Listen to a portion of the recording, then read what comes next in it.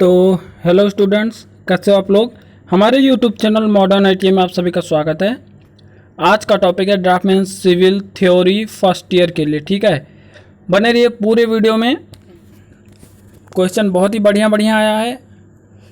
Channel पर नया है तो चैनल को सब्सक्राइब करके बेल आइकन को प्रेस कर लेना। ठीक है, पहला क्वेश्चन है, मनोरंजन का वातावरण बनाने में निम्न में से किसका योगदान होता है।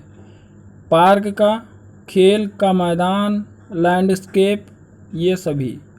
पार्क का, खेल का मैदान, लैंडस्केप, यह सभी। आप लोग भी देखिए अपना अपना जो ऑप्टिकल है आंसर है कमेंट करते रहिए, और बाद में जब हम बताएंगे तो आप लोग मिलाइएगा। ठीक है, देखिए किसका कितना सही जाता है, तो उस हिसाब से आपको भी पता चल जाएगा कि आपकी कितनी तैयारी हो रही है। ठीक है ना, तो इसका सही जवाब है यह सभी, मतलब डी नंबर बिल्कुल करेक्ट आंसर है। आपका कितना आया कमेंट जरूर करिए।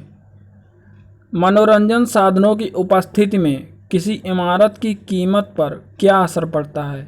मनोरंजन साधनों की उपस्थिति में किसी इमारत की कीमत पर क्या असर पड़ता है। वैसे मान लीजिए कोई आप घर बेच रहे हैं, उसमें थोड़ा बहुत मनोरंजन है, पार्क वार्क बना हुआ है, तो उस इमारत की कीमत पर क्या असर पड़ता है। कीमत बढ़ जाती है, कीमत घट जाती है, अपरिवर्तित रहती है, इनमें से कुछ नहीं होता है। इसका सही आंसर है कीमत बढ़ जाती है। ठीक है ना, ए नंबर बिल्कुल करेक्ट आंसर। अगर आप कोई भी घर बेच रहे हैं, उसमें थोड़ा बहुत पार्क वार्क जैसा मतलब कुछ बना हुआ है, मनोरंजन के लिए कुछ भी बना हुआ है, तो आपके घर की कीमत बढ़ जाएगी। ठीक है ना। अगला है, मनोरंजन साधन किसी भी इमारत के आसपास के माहौल में क्या उत्पन्न कर देने की क्षमता रखते हैं। आकर्षण, प्रतिकर्षण, ए और बी दोनों, इनमें से कोई नहीं। इसका करेक्ट आंसर है आकर्षण। मनोरंजन आसपास के जितने भी लोग हैं उनमें आकर्षण उत्पन्न कर देते हैं। ठीक है ना, मतलब हमारा ए नंबर बिल्कुल करेक्ट आंसर है। आप लोग मिला लीजिए, देखिए ए नंबर बिल्कुल करेक्ट आंसर है। अगला है, मनोरंजन साधनों की आवश्यकता क्यों होती है। पहला है, इससे इमारत के आसपास का आकर्षण माहौल बना रहता है, इससे लोगों का स्वास्थ्य सही रहता है, यह वातावरण को स्वच्छ बनाए रखता है, यह सभी। इसका करेक्ट आंसर है यह सभी, डी नंबर। इससे इमारत के आसपास में आकर्षण का माहौल भी रहता है, इससे लोगों का स्वास्थ्य भी सही रहता है और वातावरण को स्वच्छ भी बनाए रखता है। ठीक है, मतलब डी नंबर बिल्कुल करेक्ट आंसर है। अगला है, पार्क का निर्माण निम्न में से किस आयु वर्ग को ध्यान में रखकर किया जाता है। बच्चों को, नौजवानों को, बूढ़ों को, इन सभी को। बच्चों को, नौजवानों को, बूढ़ों को, इन सभी को। तो इसका करेक्ट आंसर है डी नंबर, इन सभी को ध्यान में रखकर तब पार्क का निर्माण किया जाता है। ठीक है। अगला है, अच्छे पार्क में निम्न में से क्या चीज़ जो है नहीं होनी चाहिए। लाइट्स नहीं होनी चाहिए, बैठने के लिए बेंच नहीं होनी चाहिए, पेड़ पौधे नहीं होनी चाहिए और कटीले पौधे नहीं होने चाहिए। तो इसका करेक्ट आंसर है डी नंबर, कटीले पौधे नहीं होने चाहिए अच्छे पार्क में। ठीक है। अगला है, निम्न में से किस प्रकार के पार्क में व्यय की परवाह किए बगैर साधन प्रबंधन तथा अनुरक्षण का प्रयास किया गया है। अक्रिय, सक्रिय, ए और बी दोनों, उपरोक्त में से कोई नहीं। अक्रिय, सक्रिय, ए और बी दोनों, इनमें से कोई नहीं। तो इसका करेक्ट आंसर हो जाएगा ए नंबर, अक्रिय।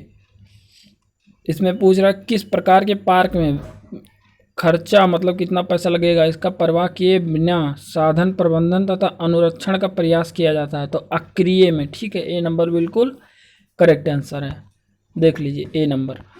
अगला है, राष्ट्रीय प्रमोदवन वन किस श्रेणी के अंतर्गत संरक्षित हैं।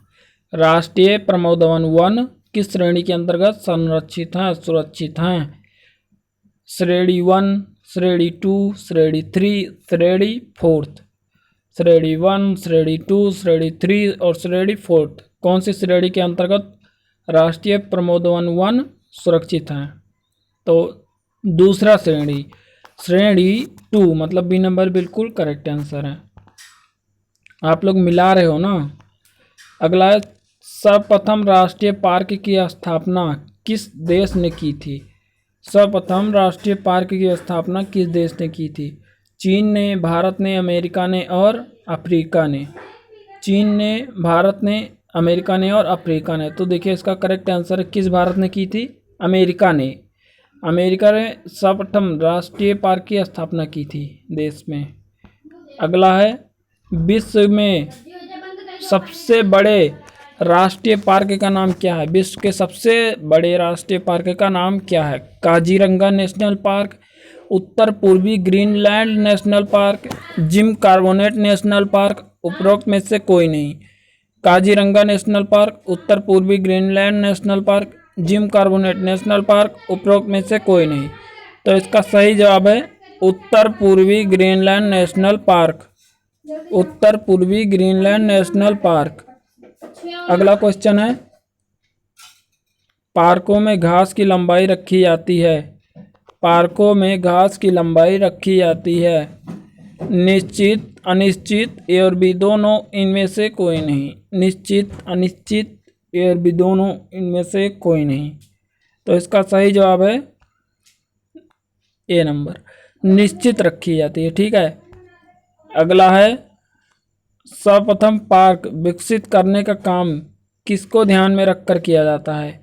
सर्वप्रथम पार्क विकसित करने का काम किसको ध्यान में रखकर किया जाता है? मिल मजदूरों, प्रकाशन कर्मियों, रोड मजदूरों या सभी? मिल मजदूरों, प्रकाशन कर्मियों, रोड मजदूरों या सभी?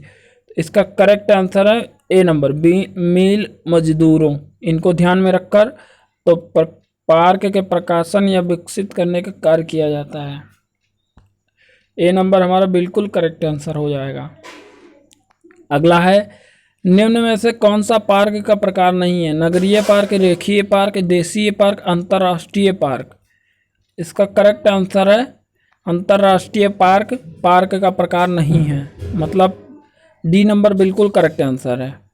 अगला है, इंडोर तथा आउटडोर मुख्य रूप से किस प्रकार है? किसका प्रकार है? पार्क का, खेल के मैदान का, परिदृश्य का, इनमें से कोई नहीं। पार्क का, खेल के मैदान का, परिदृश्य का, इनमें से कोई नहीं। इसका सही जवाब है खेल के मैदान का प्रकार है। ठीक है, किसके? खेल के मैदान का। अगला है, विश्व के प्रथम खेल के मैदान की स्थापना के प्रमाण कौन से शहर से मिलते हैं? विश्व के प्रथम खेल के मैदान की स्थापना के प्रमाण कौन से शहर से मिलते हैं? पटना से, दिल्ली से, सिडनी से, सैन फ्रांसिस्को से। इसका करेक्ट आंसर हो जाएगा सैन फ्रांसिस्को। सैन फ्रांसिस्को, मतलब हमारा डी नंबर बिल्कुल करेक्ट आंसर है। आज का क्वेश्चन यही तक था। वीडियो अच्छी लगे तो लाइक करिए, चैनल सब्सक्राइब नहीं किया सब्सक्राइब करिए और कमेंट करके ज़रूर बताइए वीडियो कैसा लगा।